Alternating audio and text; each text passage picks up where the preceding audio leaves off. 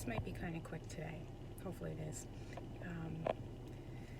So this one I want to do is what to do when you have to cut ties in a relationship.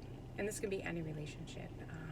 It can be a relationship with obviously a spouse, a sibling, a family member, a friend, coworker, whatever it is. So what to do and some advice hopefully I can give on how to handle when you have to actually physically cut a tie for good. Okay, so let's use a story of mine to kind of help put this in perspective. I had to cut ties with my sibling. Many people know this. I have one sibling, a sister, and I cut ties, permanently cut ties with her. And a few tips that I could give on how to handle this and how to kind of get through it, because whenever you have to cut ties with anybody that played an important role in your life, or whether it was your family member for a lifetime, you grew up with them and you had a lot of memories together, or a relationship that you spent a long time with, they're tough. They're super tough, and I don't want to diminish the fact that it's difficult. And some people could go on and kind of take the hard approach and say, do what you got to do, and don't look, it's toxic, whatever. But truth be told, they're not easy to do. So number one, give yourself some space and some time to actually grieve the loss of this relationship. Okay? So just similar to a death that would happen, the loss of a significant relationship in your life is almost the same. You have to give yourself time and space to grieve a loss. And depending on who that person was or the role that they played in your life is probably going to determine the length of time that you need to grieve or mourn that loss. But be a little understanding and I'm going to say compassionate with yourself in the process, because it might take longer than you thought. It might. Number two is make the appropriate adjustments necessary. So when you have to let something go, other things are going to have to be adjusted.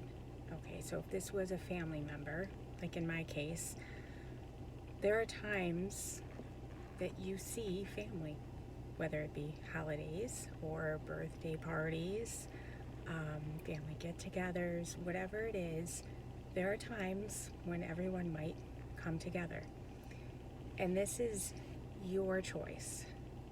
The thing that I believe I made a mistake, I don't know if it was necessarily a mistake, but I think I took this on longer than it needed to go, was for feeling that I should attend events, parties, or holidays with the family all together. Made me extremely uncomfortable, tense, anxious, and I wasn't showing up as my best. I didn't want to be there. Okay, but I felt I had to be, because whether it be my family, my parents, or whomever, kind of wanted to see everyone together. That did not benefit me. And I look back, I don't even see 1 ounce of a benefit it was to me, and I'm being completely honest. Maybe it helped other people, but it did not help me doing it that way.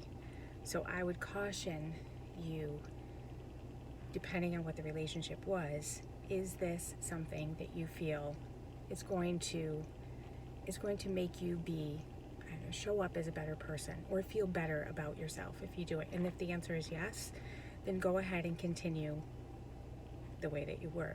And if the answer is no, like I did, then you are going to have to make those adjustments.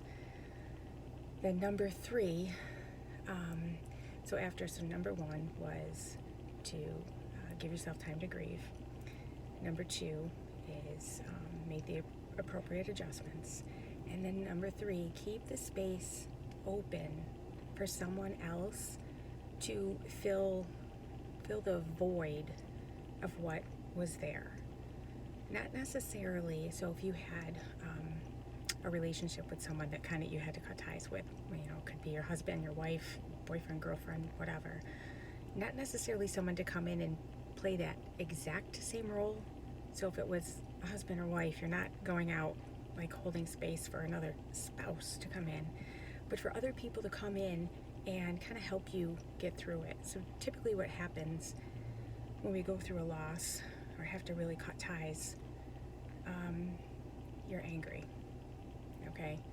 And you feel resentful, and all these other feelings come up, and you shut yourself off from the rest of the world, right? You want to either be alone, or you're just angry at everybody, you don't like anybody, and you kind of, you put up these blocks in these, you know, walls that you put up, and it doesn't leave any space for someone else to come in.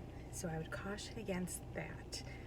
Do the best you can on holding space and keeping it open and not shutting yourself off from the rest of the world. And that's it. So yeah, it was a lot shorter today.